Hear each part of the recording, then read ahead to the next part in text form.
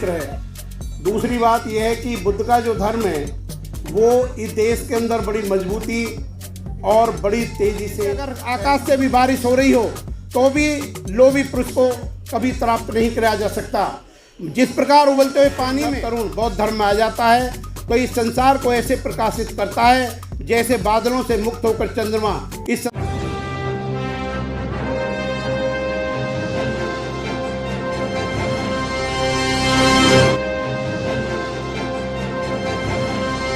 सेजारी court से, Rohini court से, करकड़ुमा court से या हमारे द्वारका कोर्ट से बदौलिया साहब आए हैं।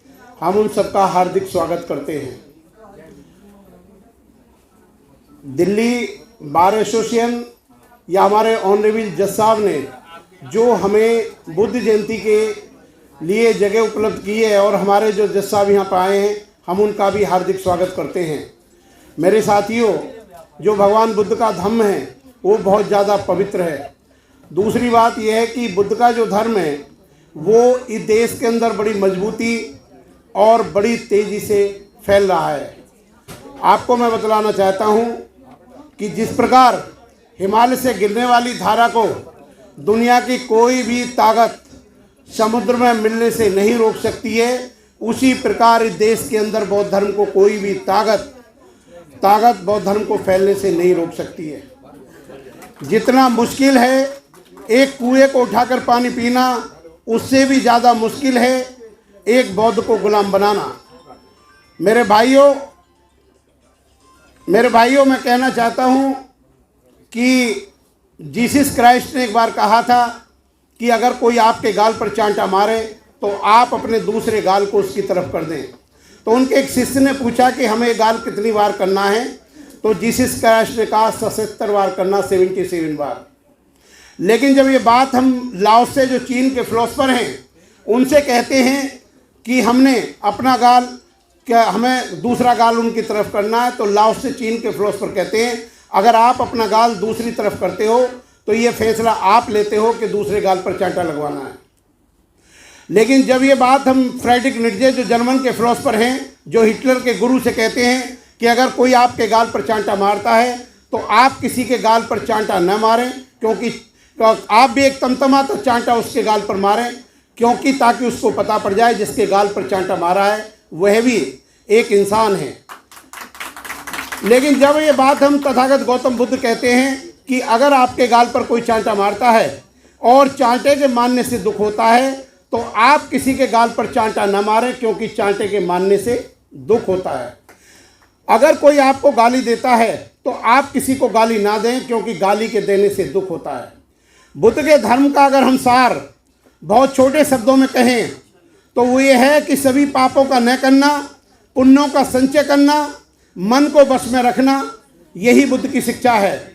दूसरा, बुद्ध का एक वचन जापान के एक मंदिर पर लिखा है कि अगर अपनी उंगली से मैं तुम्हें चंद्रमा को दिखाता हूँ तो आप चंद्रमा को देखें, मेरी उंगली को ना देखें। मैं मार्गदाता हूँ, मैं मोक्षदाता नहीं हूँ। इसलिए बुद्ध कहते हैं कि अगर आकाश से भी बारिश हो रही हो तो भी लोभी पुरुष को कभी प्राप्त नहीं किया जा सकता।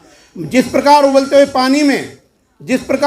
पानी में हम अपने प्रतिबिंब को नहीं देख सकते, उसी प्रकार कोई भी मनुष्य चाहे वो क्रोध में हो या लोभ में हो, वो सही मार्ग को नहीं देख सकता। इसलिए बुद्ध की जो शिक्षा है वो मानवता की शिक्षा है और आज संसार में बुद्ध की सबसे ज़्यादा ज़रूरत है। आप देखेंगे मेरे भाइयों कि आज विश्व के सामने दो ही विकल्प हैं, युद्ध को चुने या बुद्ध को चुने। लेकिन बुद्ध कहते हैं कि जिस मनुष्य के अंदर शक्ति होती है, शक्ति के होते हुए जो मनुष्य शांत होता है उसी मनुष्य को शांत प्रिय कहते हैं। शक्ति को नष्ट हो जाने से कौन मनुष्य शांत नहीं हो जाता है। और बुद्ध धर्म में विज्ञानवाद की बात मैं बता दूं कि बुद्ध का धर्म न तो आत्मा को मानता है, ना ईश्वर को मानता है, ना पुनर्जन्म को मानता है, ना स्वर्ग को मानता है, ना नरक को मानता है। आप ये देख लें, बुद्ध कहते हैं कि अगर कोई बात मैं कहता हूँ तो आप उस बात को जब तक न माने जब तक आप उसे अपनी तर्क और बुद्धि की कसौटी पर पूरा न उतार लें। इसलिए दुनिया में बुद्ध का पहला धर्म है जो कहता है कि मेरी बात भी आप मत मानो, लेकिन भगवान बुद्ध के ग्रंथ में जो बाबा साहब ने इस संसार में 2 क्रांतिकारी पुस्तकें लिखी हैं, पहली पुस्तक भारत का संविधान है और दूसरी पुस्तक जो है वो बुद्धा एंड हिज धम्मा है, जो पूरे वर्ल्ड में, चीन में, जापान में, कोरिया में, थाईलैंड में, कंबोडिया, कंपूचिया में पढ़ी जाती है। इसलिए जो Buddha and his Dhamma book है उसमें लिखा हुआ है कि जब कोई नव तरुण बौद्ध धर्म में आ जाता है तो इस संसार को ऐसे प्रकाशित करता है जैसे बादलों से मुक्त होकर चंद्रमा इस संसार को प्रकाश देता है। बुद्ध के दर्शन के बारे में मैं आपको ये बताना चाहता हूँ कि बुद्ध की फिलॉसफी ये है, बुद्ध का जो ज्ञान है, सोर्स ऑफ नॉलेज है, वो एक इन्फ्रेंस है और एक डायरेक्ट है, कि जो आप प्रत्यक्ष डायरेक्ट आंखों से देखते हो, सोर्स ऑफ नॉलेज है। दूसरा उनका अनुमान के आधार पर ज्ञान का है, अनुमान के आधार पर है कि अगर कहीं आग है, अगर कहीं धुआं है तो वहाँ आग भी है। इसी बीच में मैं आपको बताना चाहता हूँ कि बुद्ध का जो सबसे महत्वपूर्ण काम है कि विज्ञानवाद कहाँ है। जो आज से 300 साल पहले हेराक्लिटस नाम का जो वैज्ञानिक थे, जो यूनान के, उन्होंने कहा था कि a man can not take the white in the same river twice. एक मनुष्य एक नदी में 2 बार स्नान नहीं कर सकता, लेकिन तथागत गौतम बुद्ध ने कहा कि एक मनुष्य एक वस्तु को 2 बार नहीं देख सकता है। जो वस्तु को एक बार देखता है उसमें प्रतिदिन परिवर्तन होता है, और there is nothing in this world कि जिसमें कोई चेंज ना हो, परिवर्तन ना हो। इसलिए ईश्वर भी इससे बचा हुआ नहीं है, आत्मा भी इससे बचा नहीं है। तो धर्मों की फिलॉसफी में धर्म 2 प्रकार के होते हैं। एक वो धर्म होते हैं जो आत्मा और ईश्वर को मानते हैं, आस्तिकवादी होते हैं। दूसरे धर्म होते हैं जो विज्ञानवादी होते हैं। इसलिए आप इस धर्म के अंदर आप ये देखेंगे कि ये धर्म क्यों जरूरी है। ये धर्म वैज्ञानिक आधार पर है, विज्ञानता को है, और जो आइंस्टीन नाम के वैज्ञानिक हैं, उन वैज्ञानिकों ने कहा है कि भारत का, विश्व का जो भविष्य का धर्म होगा वो बुद्ध का धर्म होगा। इसलिए इस धर्म पर चलना, मानवता की सेवा करना है। और संसार के अंदर 4 धर्म हैं जिन्होंने दुनिया को हिला दिया। पहला धर्म जीसस क्राइस्ट का, जिन्होंने अपने आप को भगवान का बेटा कहा। दूसरा मोहम्मद साहब का है, जिन्होंने कहा दी I am the messenger of the God. और तीसरा कृष्ण का है, हिंदू धर्म है, जिसको उन्होंने कहा कि मैं देवा हूँ, आई am the Lord of the Lord. लेकिन तथागत गौतम बुद्ध ने कहा आई एम ए मैन, और मेरा धर्म मनुष्य के लिए, मनुष्य धर्म के लिए नहीं होता। इसलिए उन्होंने कहा कोई बात आपके लॉजिक और रीजन पर, तर्क और बुद्धि की कसौटी पर ना उतरे तो इस बात को आप बिल्कुल हरगिज़ न माने।